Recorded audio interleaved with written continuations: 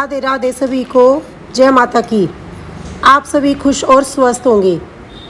आइए मैं आज आपको किसी ऐसे खास से मिलवाती हूँ जिनकी एक नज़र ने मेरी ज़िंदगी बदल दी। ये है मेरी माता रानी।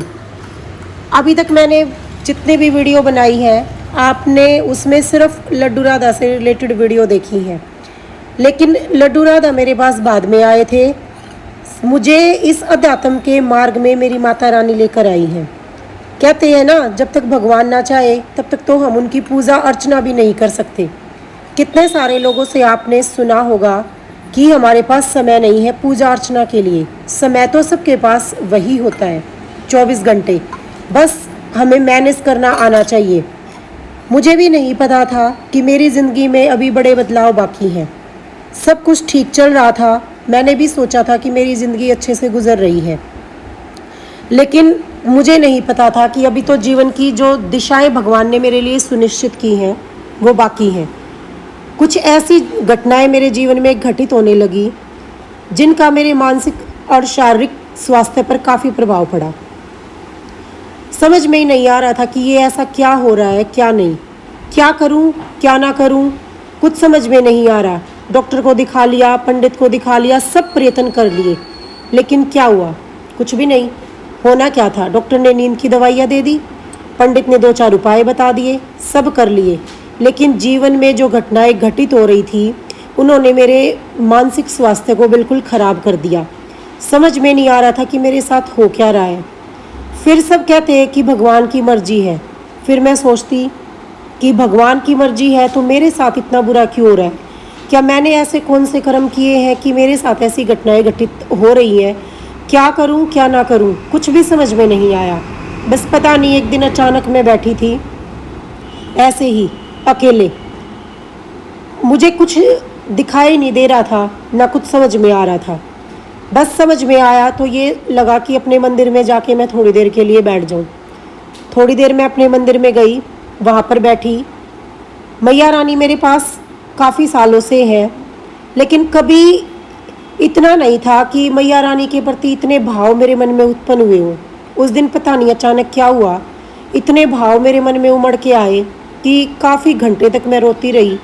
समझ में ही नहीं आया कि रोना भी क्यों आ रहा है, क्यों नहीं। परेशानी कोई समझ ही नहीं रहा था, लेकिन सारी परेशानी मैंने माता रानी को बताई। उनको जब मैंने अपनी परेशानी बताई तो मेरा मन भी काफ़ी हल्का हुआ। और मतलब आप यकीन नहीं करोगे, ऐसा लगा जैसे सामने मैया बैठी हैं और मैंने अपना सारा दुख उनको बता दिया।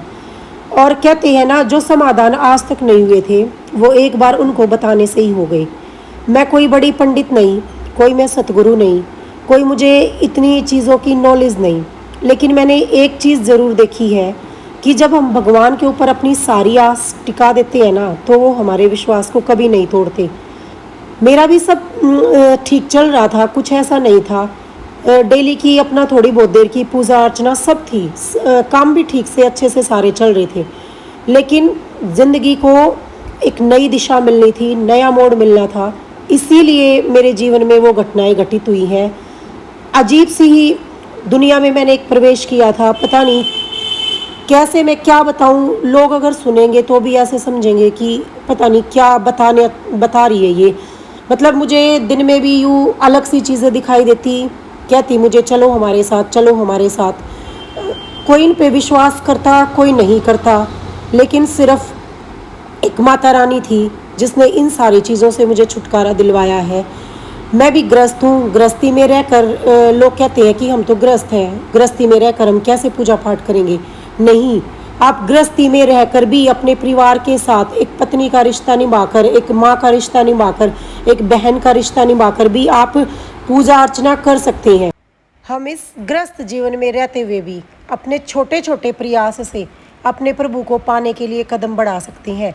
बस ज़रूरत है तो एक प्रयास की हमें, क्योंकि वो गृहस्थी में जो उनको रोल प्ले करने के लिए दिया गया है ना, उस रोल को प्ले करते करते ही हम प्रभु को पा सकते हैं। ऐसा नहीं है कि हमें संन्यास लेना पड़ेगा। मेरी तरह न जाने कितनी बहनें हैं जो परेशान हैं, जिनके जीवन में न जाने कितनी कठिनाइयाँ हैं।